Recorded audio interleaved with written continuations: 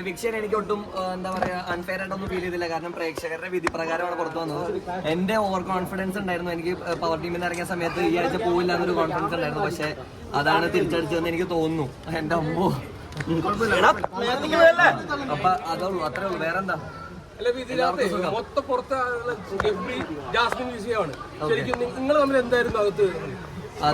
അതിനെ കുറിച്ച് ഡീറ്റെയിൽ ആയിട്ട് ഞാൻ സംസാരിക്കും. ഇപ്പൊ ഞാൻ ആക്ച്വലി ഇന്നലെ പുറത്തിറങ്ങിയിട്ട് ടയേർഡാണ്, ഉറക്കൊന്നും ശരിയായിട്ടില്ല.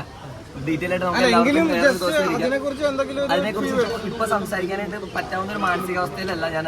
ഒന്ന് വീട്ടിൽ ചെന്ന് റെസ്റ്റ് ഒക്കെ എടുത്ത് എല്ലാവരോടും സംസാരിക്കാൻ വേറെ ഒരു ദിവസം വരാം. ഇത് എന്റെ മുമ്പ് ശ്വാസം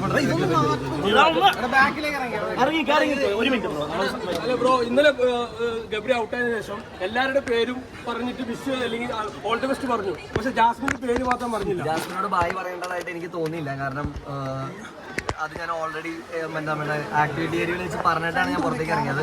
പിന്നെ ആ പ്രഷറിൽ എനിക്ക് ആ വീഡിയോ കണ്ട സമയത്ത് AV കണ്ട സമയത്ത് മൈൻഡ് വേറൊരു സ്ഥലത്തായിരുന്നു. അപ്പോൾ അതിന്റെ പ്രഷറിൽ ഞാൻ വിട്ടുപോയത്. ഞാൻ എല്ലാവരും പറയണമെന്നൊന്നും ആഗ്രഹിച്ചിട്ടല്ല. പിന്നെ ഒരാളെ പറഞ്ഞാൽ ബാക്കിയുള്ളവർക്ക് വിഷമമുണ്ടല്ലോ എന്ന് വെച്ചിട്ട് ഓരോരുത്തർ എടുത്തെടുത്ത് പറഞ്ഞതാണ്. ജാസ്മിനെ പിന്നെ ഞാൻ പറയേണ്ട ആവശ്യമില്ല, നമുക്ക് തന്നെ അറിയാം. നിങ്ങൾ തമ്മിലുള്ള ഒരു ഒത്തുകളിയായിരുന്നു ഈ ശരിക്കും? അല്ല, ഒരിക്കലും അല്ല.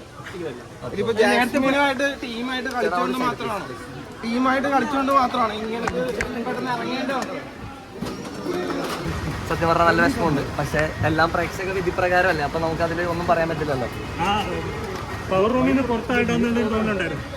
അങ്ങനെ ഇല്ല, റിഗ്രറ്റ്സ് ഒന്നും ഇല്ല. പവർ റൂമിൽ നിന്ന് ഞാൻ ഇറങ്ങിയത് എൻ്റെ ഒരു കോൺഫിഡൻസിന്റെ പുറത്തായിരുന്നു. പക്ഷെ അത് ഇങ്ങനെ വരും എന്നുള്ളത് നമുക്കറിയില്ലായിരുന്നു.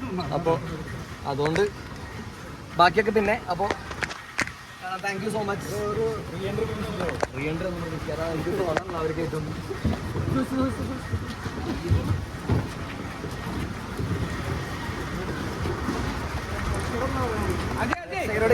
ഇത്രയും നാള് സപ്പോർട്ട് ചെയ്തതിന് ഒരുപാട് നന്ദിയുണ്ട്. എല്ലാവരും സ്നേഹിച്ചതിനും കൂടെ നിന്നതിനും ശാസിച്ചതിനും എല്ലാം പറഞ്ഞു തന്നതിനൊക്കെ ഒരുപാട് നന്ദിയുണ്ട്. ഇനിയും ഇതേപോലെ തന്നെ മുമ്പോട്ട് കൂടെ ഉണ്ടാവുമെന്ന് ഞാൻ പ്രതീക്ഷിക്കുന്നു. Thank you so much. ഇന്നലെ എവിക്ഷൻ കഴിഞ്ഞപ്പോൾ തൊട്ട് ഭയങ്കര തിരക്കില് ഓട്ടത്തിലും പരിപാടികളിലായിരുന്നു. അതിന്റെ കുറെ പരിപാടികളുണ്ടായിരുന്നു. അത് പ്രണയമായിരുന്നു. അതിനെ കുറിച്ച് ഇപ്പൊ പറയാറായിട്ടില്ല. പ്രണയമായിരുന്നു അല്ലേന്ന് പറയാൻ എന്താ ബ്രോ ടൈം എടുക്കണം? അതിന്റെ പറയാറായിട്ടില്ല, അതുകൊണ്ടാണ് എനിക്ക് അതിനെ കുറിച്ച് ഇപ്പൊ സംസാരിക്കാൻ പറ്റില്ല. സോറി.